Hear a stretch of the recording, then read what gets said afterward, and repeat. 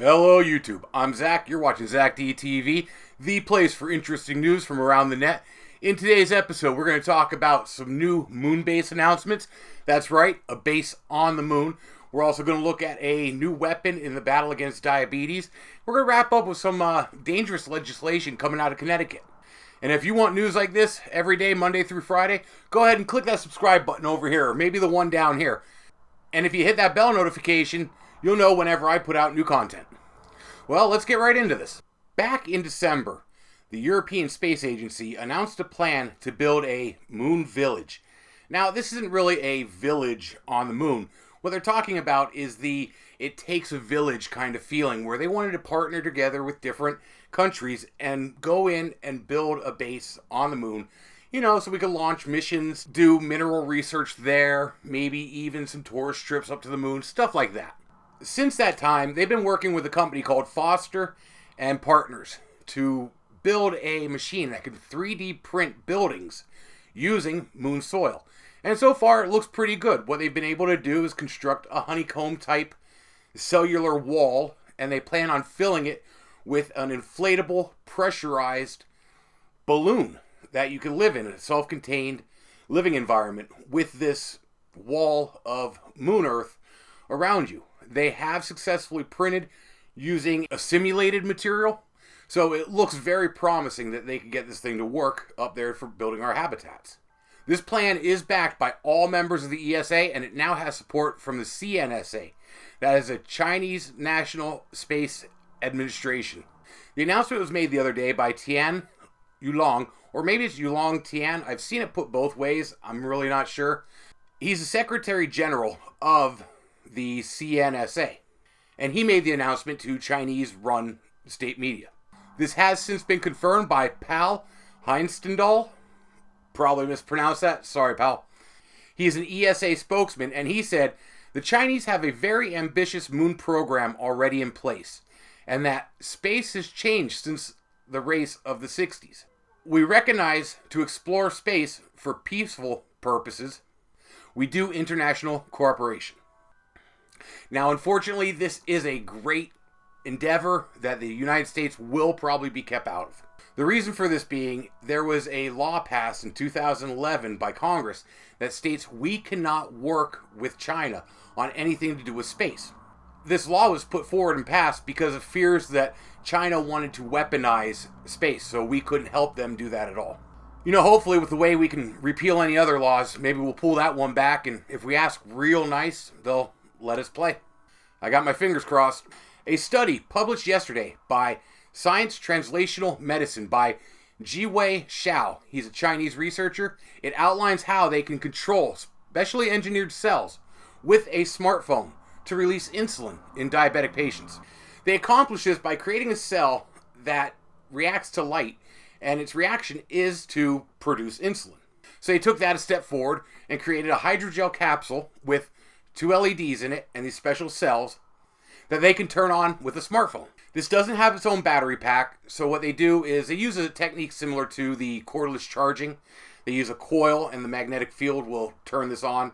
They vary the strength of the cells by increasing or decreasing the amount of power through the coil, which either makes the lights brighter or dimmer. They can also control the duration of this through their Android app.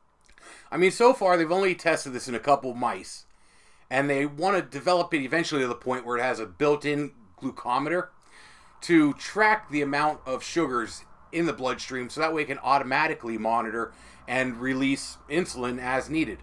Mark Gromolski from the University of Wyoming asked, how soon should we expect to see people on the street wearing fashionable wristbands that irradiate implanted cells engineered to produce genetically encoded drugs under control of a smartphone? Well, not just yet.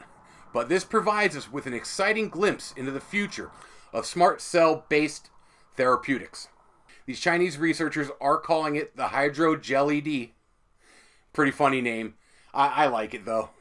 And they do plan on moving forward with some more animal testing. And hopefully in the next couple years, we're going to see this go into human trials and then possibly on the market. This next one is something we all knew was coming. It's just when. And here it is. Legislators in Connecticut are trying to push forward a bill, HB 7260, that has the goal of weaponizing drones for police use.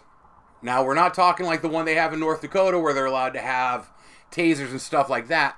They want actual firearms. They want deadly force on a drone. They frame it as picture a situation where terrorists are holding a group of hostages and the SWAT team's trying to talk them out. But by their body posture and whatnot, they can see that they are going to fire. Well, they could use this drone to go in, surveil the situation, and neutralize the threat. Civil liberty groups are really against this bill, and I can see why. Because how do you weaponize a drone and then really mark out when and where this can be used? Can they use it for a traffic stop? Can they only use it in a hostage situation? Is it usable in day-to-day police work? This really becomes a gray area if this becomes a legal thing. The biggest problem I see with this bill is it does have support from the Democrats and the Republicans. So it looks like it may pass. And all that's going to do is set a precedence for other police forces in different states. A lot of these legislators cite that 2015 video of that teenager who made the weaponized drone and said, hey, if the public can have them, our officers should too. I feel that point of view as well. So this is really a weird gray area to be in. There is one state that has banned lethal force on drones, and that's North Dakota. But they did put in a loophole that would allow officers to have tasers and rubber bullets. There are no weaponized drones in North Dakota yet. Nevada, North Carolina, Oregon, Vermont, and Wisconsin have all banned any use of weapons on drones. Maine and Virginia have banned police use of drones altogether. In a recent study, they have found that 347 police departments in 43 states use drones in their day-to-day activities, be these surveillance, evidence collection, crime scene photography, or search and rescue capabilities. You know, it's just one of those situations where times are moving forward and laws haven't caught up yet, and we really have to worry about what laws get passed because they do set what could be a very dangerous precedence for everyone involved. And that's all I have to say about that. Remember, if you like what I do, your friends will too. So go ahead and share me on Facebook, Twitter. If you have MySpace, put me over there. I'm here Monday through Friday. That's 5 days a week. It's Thursday, so I'm going to see you guys tomorrow. Be safe.